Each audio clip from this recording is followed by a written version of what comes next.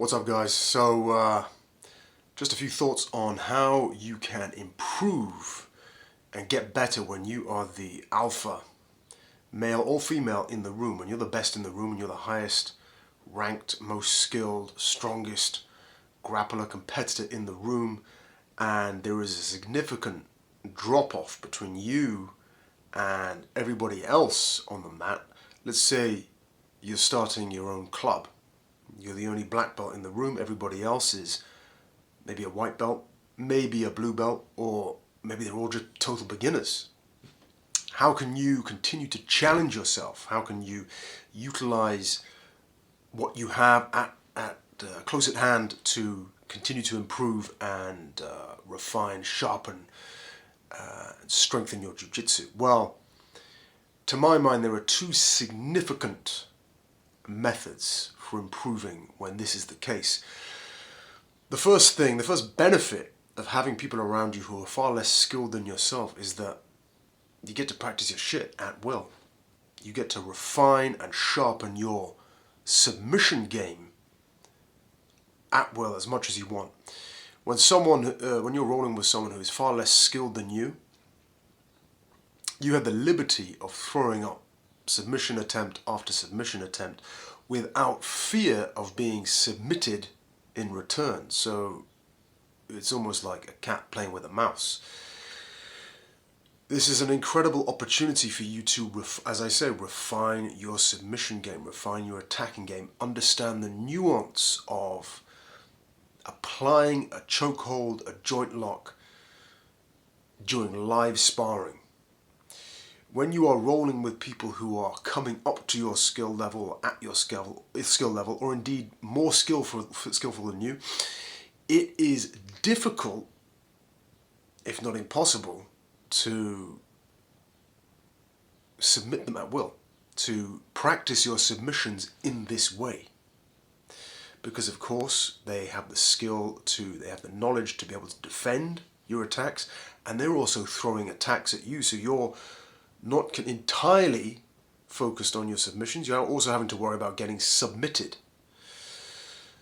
So I'll reiterate, when you have a huge disparity in skill between yourself and the person or people you are training with, it's a great opportunity to refine, delve into the submission aspect of your jiu-jitsu. The other significant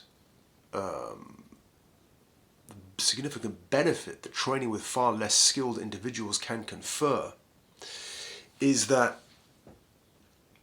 you're forced, again, if you don't have anyone who's skillful or tough enough around or in the room to challenge you, to really challenge you, you're forced to get creative in the ways that you, again, utilize the people around you to be able to challenge you.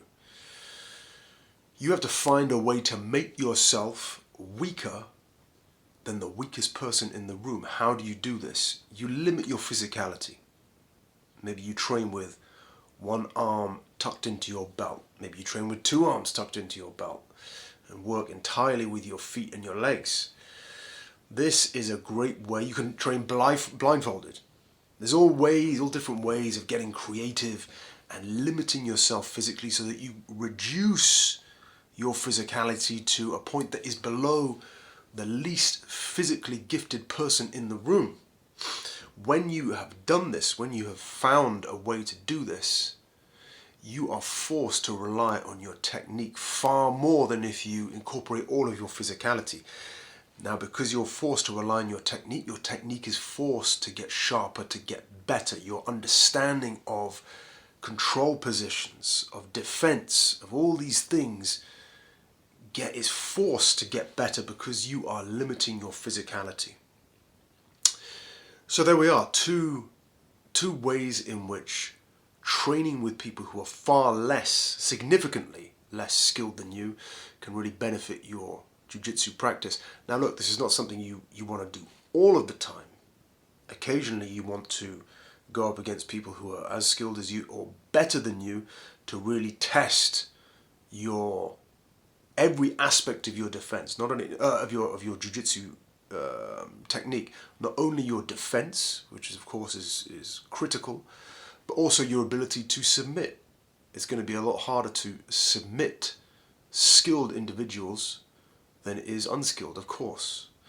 But in practicing your submission game on unskilled individuals and learning all the sort of permutations of a submission hold, you will become that much more effective at applying that submission to skilled grapplers, even people who are better than yourself.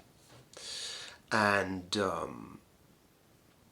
this is something that we can see. This philosophy, this mindset is something that we can see in real time. We only have to look at people like Roger Gracie, who came to London, started his school as a young black belt, only had total beginners around him, and had to find a way to make use of these people in a way that would elevate his skill. And he not only elevated his skill, he became the best in the world, arguably the best in the world, certainly the best of his generation, 10-time world champion, etc., etc. Rickson Gracie, another one, training in isolation with his students when he came to LA, and found ways to limit himself so that even the least physically gifted person in the room became a threat to him, forcing him to get better, to get sharper.